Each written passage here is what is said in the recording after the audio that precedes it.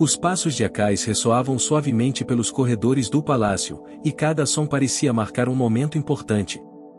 O eco nas pedras frias do palácio dava a sensação de que o destino estava sendo selado ali mesmo. Do lado de fora, as imponentes muralhas de Jerusalém se erguiam como guardiãs, protegendo a cidade sagrada, enquanto testemunhavam o nascimento de mais um herdeiro da linhagem de Davi. Acais nasceu em um período de grandes mudanças. Seu pai, o rei Jotão, governava com justiça e seguia fielmente os caminhos de Deus, mas as ruas de Judá estavam divididas, refletindo um povo que, com o coração em conflito, já não sabia em quem confiar. A cidade de Jerusalém vivia um tempo de tensões internas e externas. Altares ao Deus de Israel competiam com os altares estrangeiros, construídos por mãos de cidadãos que buscavam algo além do que a tradição oferecia. Os ventos da mudança sopravam forte sobre Judá, e o futuro do reino estava cada vez mais incerto.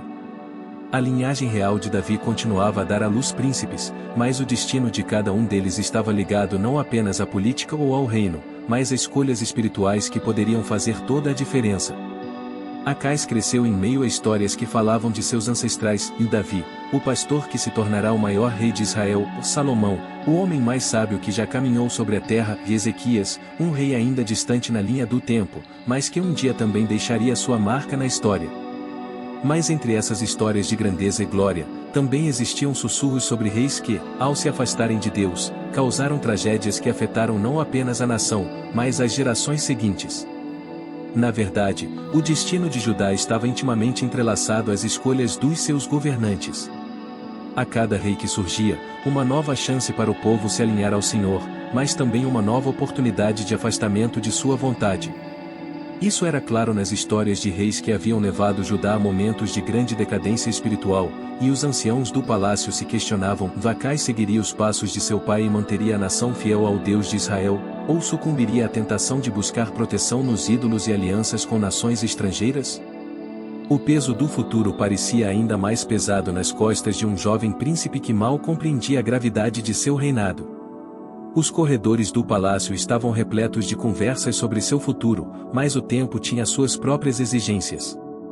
Acais cresceu entre os pátios do templo, onde as orações dos sacerdotes ecoavam pelos corredores de pedra, e os salões do trono, onde ele observava o funcionamento de um reino em que o poder e a fé se entrelaçavam.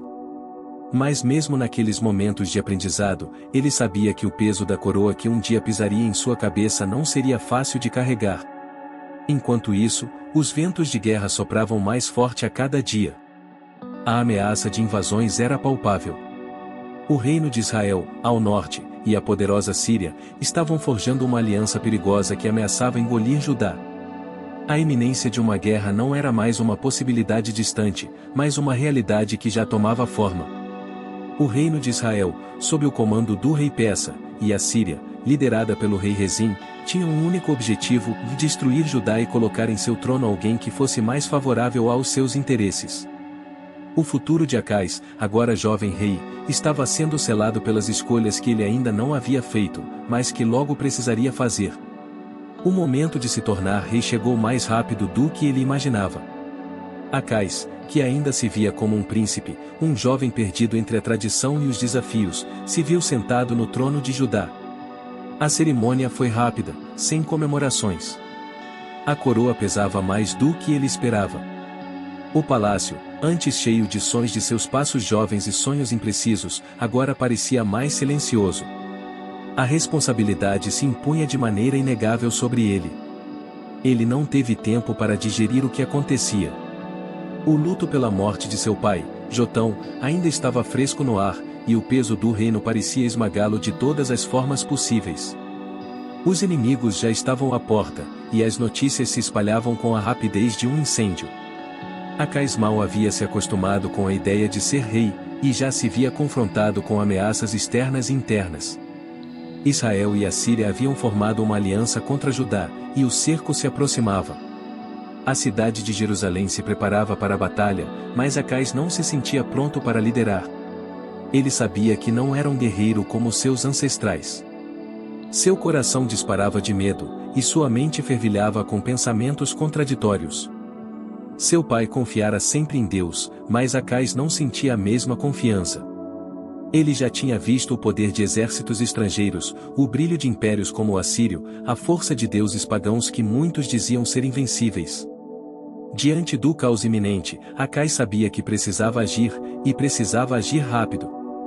Ele se viu diante de uma escolha difícil, mas necessária: seguir os passos de seu pai e confiar no Deus de Israel, ou buscar uma aliança com os poderosos reinos estrangeiros para garantir a sobrevivência do seu reinado.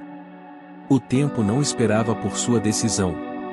Foi então que o jovem rei fez algo que mudaria para sempre a história de Judá. Em um momento de desespero, ele enviou emissários até o rei da Assíria, Tiglat-Pileser III, um homem que governava com mão de ferro e cuja força era temida por todos. Acais, desesperado, ofereceu prata e ouro, retirados do templo de Deus, como tributo ao rei assírio. Ele se curvou diante da Assíria, acreditando que sua única chance de sobrevivência estava nas mãos daquele monstro político. Acais escreveu uma carta que não falava de igualdade, mas de submissão. Ele se declarou servo do rei assírio, implorando pela ajuda de Tiglat-Pileser para livrar seu reino da ameaça de Israel e da Síria. Ele não era mais o rei da linhagem de Davi, mas um homem que se desesperou e buscou ajuda onde não deveria. O presente foi enviado, e logo a resposta chegou, não em palavras, mas em passos. O exército assírio marchava em direção à Síria, esmagando tudo em seu caminho. Damasco, a capital da Síria, caiu diante das forças brutais da Assíria. O rei Rezim foi morto, e o poder da Síria foi destruído. Acais respirou aliviado, mas a vitória não teve o gosto doce que ele imaginara. A Assíria não era um aliado, mas um senhor cruel. Judá estava agora sob seu domínio, e o preço da sobrevivência foi mais caro do que Acais imaginava. O ouro do templo foi apenas o começo. A Assíria exigiria mais, muito mais. Acais se viu cada vez mais envolto na idolatria. Em uma viagem a Damasco, ele viu um altar pagão, esculpido com grande imponência, e decidiu copiar aquele altar para Jerusalém. Em seu desejo por poder, ele não apenas afastou o Deus de Israel de sua própria casa, mas também instaurou novos cultos, novas práticas religiosas que os antigos reis de Judá jamais teriam permitido. A idolatria cresceu em Judá. Acais, em sua busca por segurança, fez um sacrifício que jamais deveria ter acontecido. Seu próprio filho foi oferecido a Moloque, o deus pagão, em um ato que selaria seu destino de forma irreversível. O povo assistiu, horrorizado, mas nada pôde fazer. O sacrifício de seu filho, um príncipe inocente, marcou o fim da esperança para muitos. O reino de Judá, que já estava à beira do abismo, agora se afundava mais profundamente em um poço de desespero espiritual e político. O templo de Deus foi profanado, e as portas de adoração se fecharam. Acais, agora dominado pela culpa e pela opressão de suas próprias escolhas, não teve forças para mudar. Ele morreu em um estado de decadência, sem sequer buscar a misericórdia de Deus. Seu reinado, marcado pela traição, pela idolatria e pelo abandono de sua fé, não foi lembrado com honra. Quando Acais morreu, a cidade não chorou, não cantou, não lamentou. Apenas o silêncio tomou conta de Jerusalém, e a esperança parecia ter se apagado. Mas, como a história de Acais nos ensina, o destino de Judá não estava selado.